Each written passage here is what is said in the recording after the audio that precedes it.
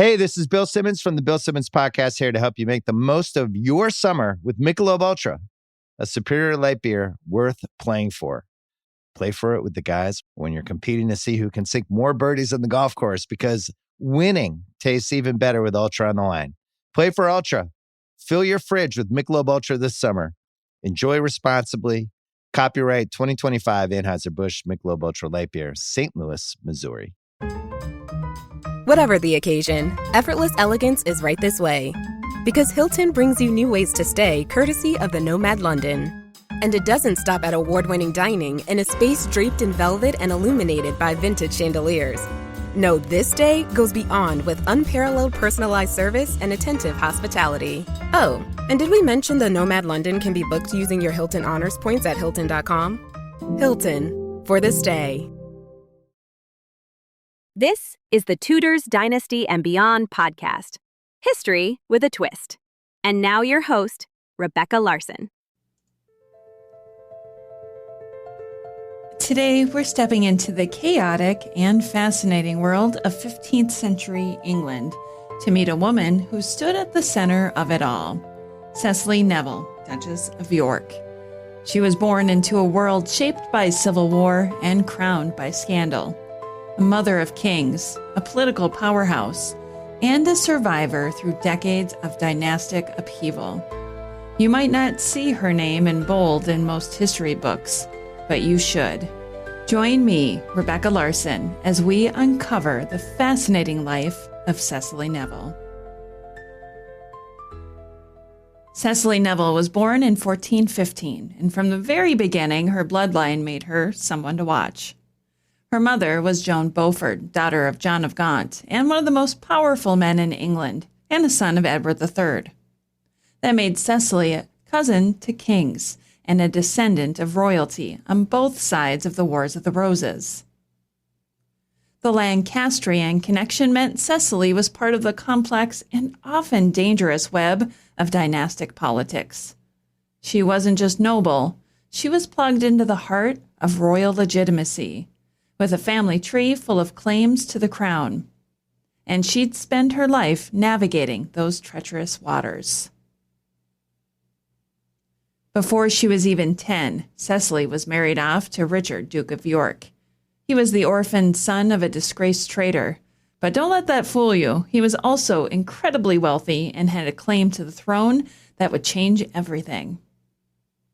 Their marriage was political, but from all accounts, it was also affectionate.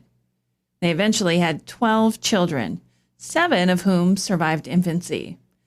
And among them, Edward IV, Richard III, George, Duke of Clarence, and Margaret of Burgundy. Cecily wasn't just a duchess. She was a hands-on mother, actively involved in raising and educating her children, especially when her husband began his campaign for the crown.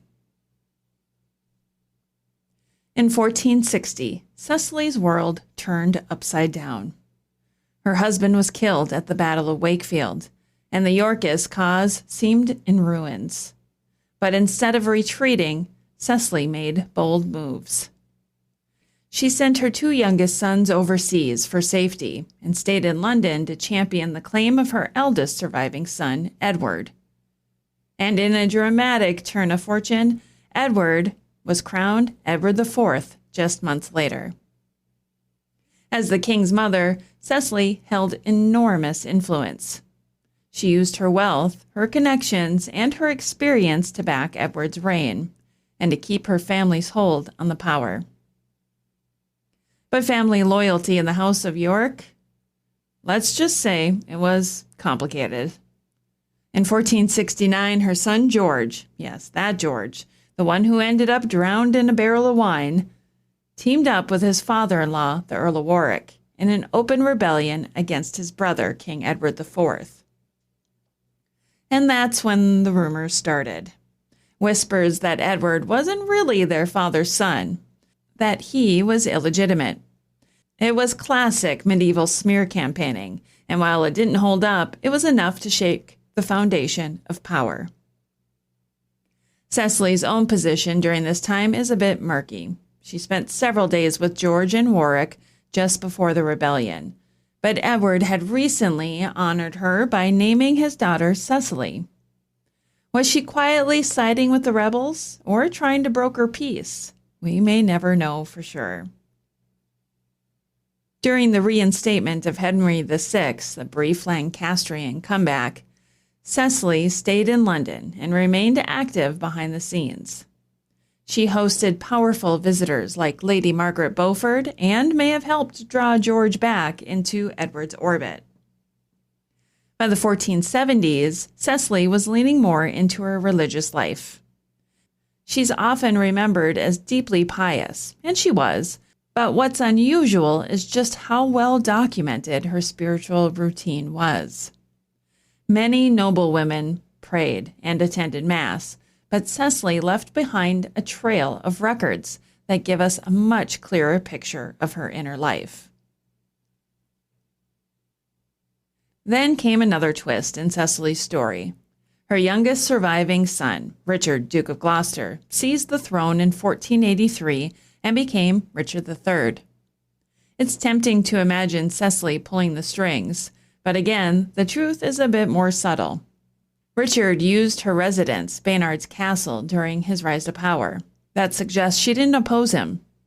But interestingly, she didn't attend his coronation, and there's no clear record placing her in London at all that summer. And those old rumors about Edward's legitimacy, they cropped up again. Convenient, right? But there's no official record that Richard himself pushed them. It's more likely that Tudor historians like Polydore Virgil amplified them later to discredit both Richard and Edward's children, including Henry VII's future queen, Elizabeth of York. Cecily's last known meeting with Richard may have been in May 1485. Just a few months later, he was dead on the battlefield at Bosworth. And Cecily, she kept going. She outlived most of her children. Think about that. Her story isn't just about being the mother of kings. It's about resilience, about surviving the fall of thrones, the death of sons, the collapse of dynasties, and still holding on to power and purpose. Cecily Neville may not always be front and center in history books, but she was there every step of the way. Through every turn of the Wars of the Roses, she was a key player, whether behind the curtain or right in the spotlight. She proves that power doesn't always wear a crown. Sometimes it walks beside it, or holds it steady when the rest of the world is falling apart. Behind every throne, there's often a woman holding the line, or quietly pulling the strings.